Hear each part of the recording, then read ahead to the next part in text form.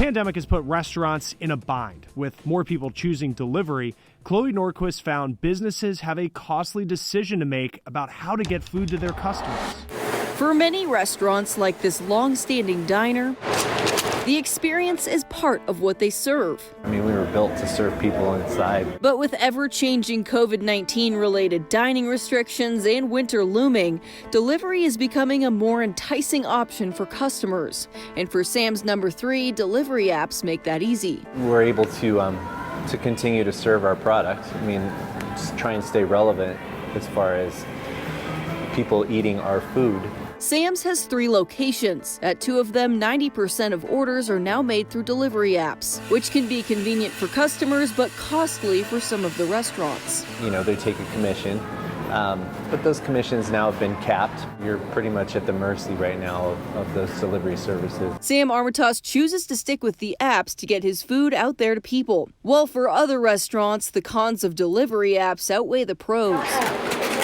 At the moment, we will not use any third-party services at all for delivery. Blue Pan Pizza relies on their team of 17 part-time in-house delivery drivers. In-house delivery can work cost-wise if the restaurateur is willing to put in the time and the effort to build that specific revenue stream. If I use DoorDash, Grubhub, or Postmates and I pay a 25% commission, not only am I losing all of my profit, but I'm in the red. Giles Flanagan says Blue Pan has been using their own delivery since they opened in 2015. They tried a delivery app to serve areas farther away, but too many bad experiences led them to cancel. When a customer gets a pizza from a third-party delivery and it's a poorly delivered experience, they don't look at Grubhub or those businesses. They call us and they're upset. For Giles, the reputation of his business and their food is important. I think the best way I could summarize making a decision to use a third-party delivery service is buyer beware.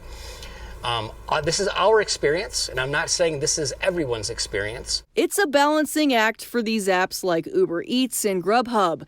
They have a business to run, but they also have to consider the restaurant and the driver. Restaurants are just trying to find any possible ways to break even or to minimize their cost. Alexander Padilla is an economist. It's a very complicated issue where the apps are providing a service where they are trying to attract drivers to meet that increase in demand related to the pandemic. As potential customers opted to stay home in March when lockdowns began, the demand for drivers went up. Gig economy workers like Julian Ray, who we interviewed back in March, almost completely switched from rideshare apps to delivery apps during that time. Remember that we are basically waiters on wheels. We're servers on wheels, and so for us, if it weren't for tips, we're actually making less than minimum wage just from the delivery fee. Just on like a waiter. For now, delivery is a means to an end for these restaurants that thrive on providing a great dine-in customer experience. Our business model isn't built to survive this way. If we can get through the winter, great. That's the hope. The dream is that by March, we're still here. I'm Chloe Nordquist, reporting. Thanks for joining us this week for our conversation about the state of business in America. Next week, we're revisiting some of the people we met in 2020 to check in and see what's in store for 2021. Until then, in Oakland, California, I'm Chris Stewart, and this is The Race.